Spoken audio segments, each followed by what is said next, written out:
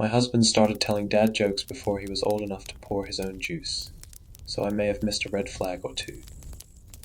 Or four, but in my defense, this kind of juvenile behavior seemed very on brand at the time. Let me give you some quick context. The entire first year Stephen and I lived together, any time we exchanged "I love yous," he would quickly pinch my cheek and shout, "Bzzt, make your own damn waffles." Neither of us even liked waffles, he just got a kick out of spoiling the moment. And although I'd groan and rolled my eyes, his dumb shtick cracked me up. Lord help me, it absolutely cracked me up. So when I shuffled into the kitchen one morning, fresh from sleep, his odd remark barely registered. "Can you see me smile?" I glanced at Stephen from across the center island. "What?" He leaned back and blinked. "What?" "Thought you said something." He shrugged and shook his head. My imagination then. As I poured a cup of coffee, he said it again. Quieter this time. "Can you see me smile?" Here we go.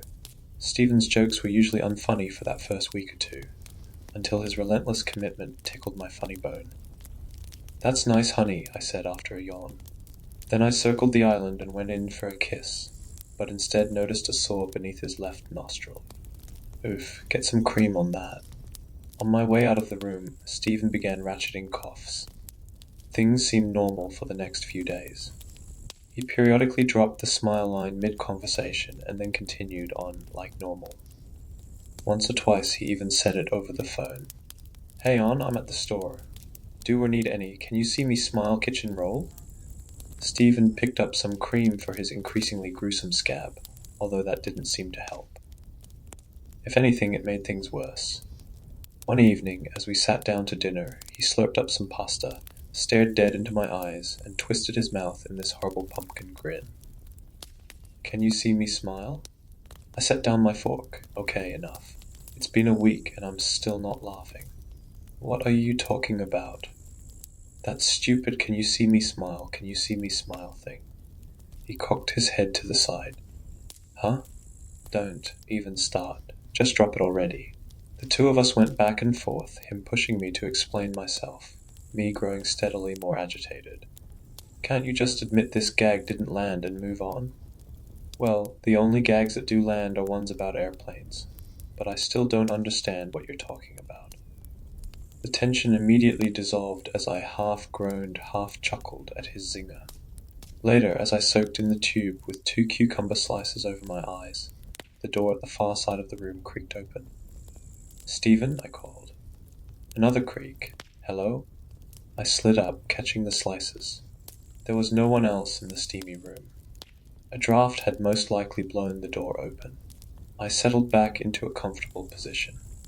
Afterward, while toweling myself off, I noticed a smiley face in the fogged-up mirror above the sink, accompanied by the words, "Can you see me smile?" Stephen had already turned in for the night, so my lecture about boundaries got placed on hold until morning. Sometime after midnight, an awful dream about falling into this endless black void startled me awake. For a moment the sensation carried into the real world, no doubt because the mattress had compressed beneath our combined weight. I opened my eyes in an attempt to escape the sensation of that awful dream and saw Stephen, who held himself directly above me, supported by his elbows and knees. His nose was pressed right up against mine. I bit down on a scream. Stephen's sore had spread. Now he looked like a toddler after devouring a plate of jam sandwiches. Was he picking at those oozing scabs? "What the fuck?" I shouted. Immediately he rolled onto his half of the bed and faced the wall, pretending to snore. I thumped the back of his skull hard. "You almost gave me a heart attack." He acted all innocent like he just woke up, the corners of his mouth twitching as though pulled by invisible strings. "Ow, what was that for?" He propped up against the backboard, one hand rubbing the bump across the back of his head, the other fingering a leaky sore under his chin. Turning away, I said, "This is getting seriously old. You're not funny."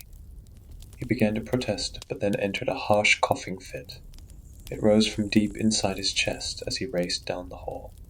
"And go see a dermatologist," I shouted after him. When the alarm screeched, the far side of the bed was still empty. I crossed the upstairs landing and went into the bathroom where Stephen stood before the sink, eyes fixed on his own reflection. He stretched and twisted his lips, which had gone pale at the corners, using his forefingers. From the doorway I said, "Look, sorry about last night, but you scared the crap out of me. Can we act like the whole thing never happened?" He pulled the sides of his mouth apart. The gums looked grey and unhealthy. I rolled my eyes. "Fine." On my way across the hall he shouted, "Can you see me smile?" I called my mom from work, who listened to me vent for 20 minutes. He just won't give it a rest with this smiling thing. Be upfront. Explain how much it's bothering you. That sounded reasonable. Stephen liked juvenile jokes, granted, but he wasn't a man-child or anything. Most likely the two of us could get this straightened out, and then go for a romantic meal someplace fancy. Back home, Stephen was in the downstairs lounge, furiously scribbling into a notebook. "Can we talk?" I asked.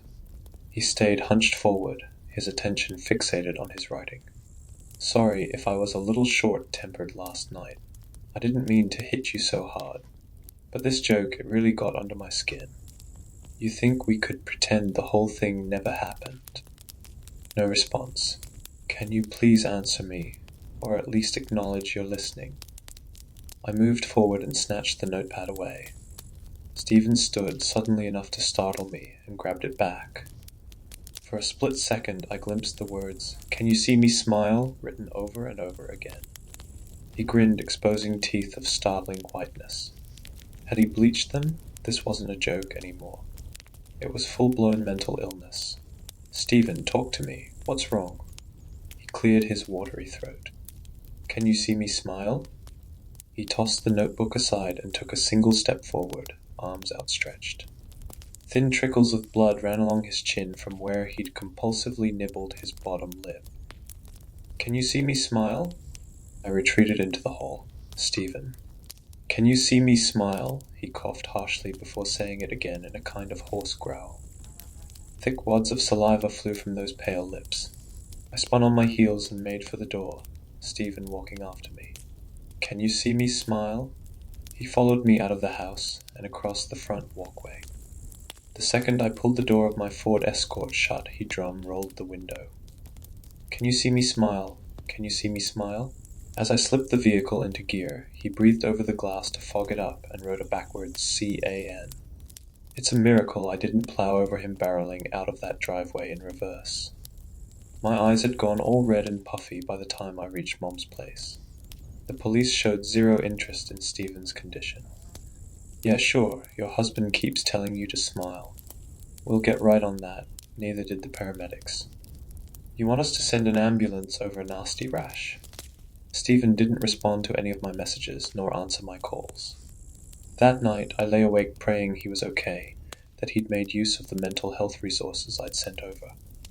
Mom told me to steer clear until we could arrange for somebody to accompany me home, but laying in that cold, empty bed, I had terrible nightmares about Stephen hurting himself.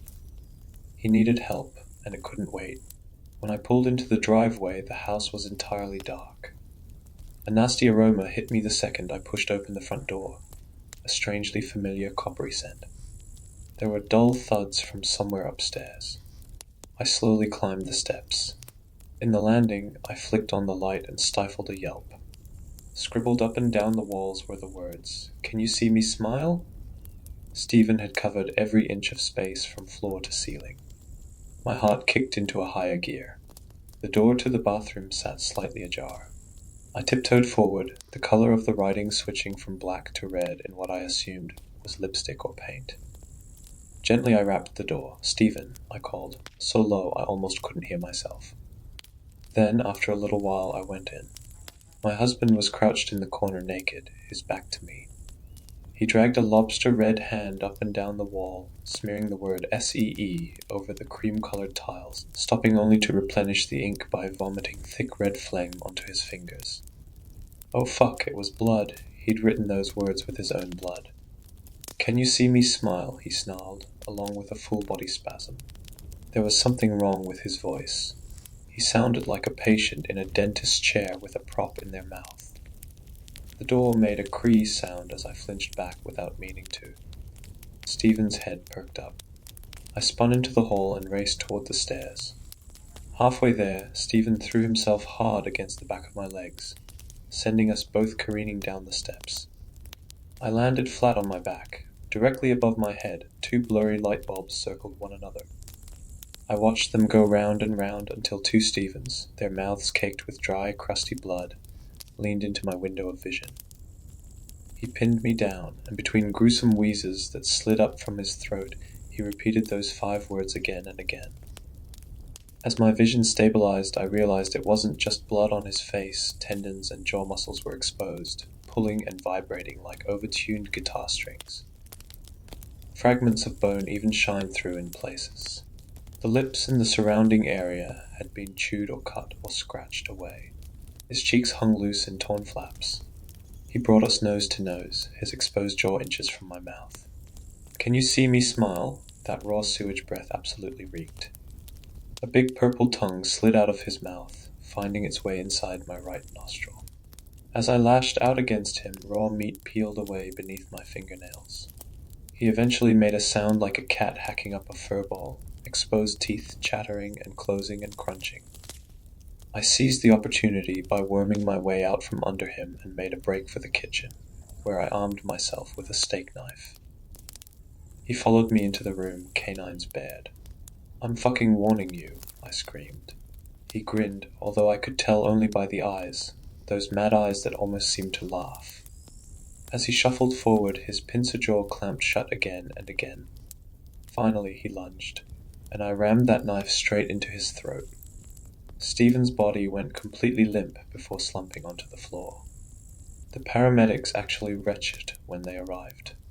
"Craziest fucking thing I ever saw," said the taller of the pair. A police officer couldn't believe the story. Still a stammering mess, I recounted how Stephen had mutilated himself before attacking me over and over. He took me to the station for an official statement, after which Mom took me to her place, where, for some odd reason, my mouth wouldn't stay closed. I sobbed into her shoulder, licking my lips again and again. My tongue had the texture of a carpet, plus something kept turning over in my gut. Acid reflux, maybe. Eventually, an urge to open my mouth and let out a giant, irresistible yawn overpowered me. Then Mom reeled away, her face laced with concern. "What do you mean, honey?" I threw her a confused look and scratched my itchy mouth. "What do you mean? What do I mean?" She reached over and wiped a tear off my cheek. "Why wouldn't I be able to see you smile?